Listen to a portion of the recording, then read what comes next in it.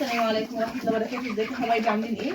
النهارده ان شاء الله اليوم معانا 33 في دورة صيام رمضان.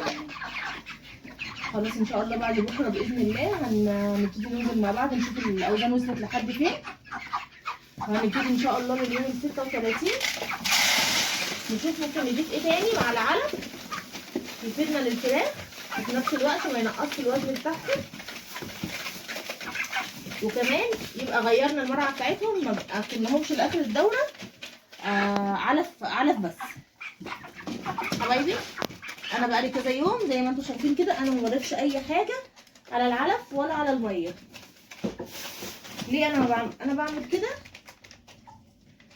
انا عايزه اني انا اجي على اليوم ال 35 ابتدي اضيف اضافات على الاكل، فمش عايزه احط اعشاب او احط الحاجات ديت علشان يتعودوا على الاكل اللي بدون طعم الاعشاب.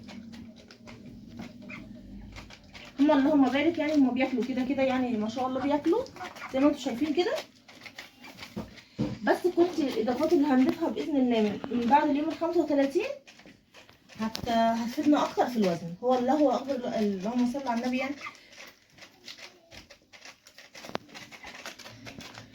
الاوزان معانا حلوه جدا وهتشوفوها معايا بعد اليوم ال 35 بمشيئه ربنا.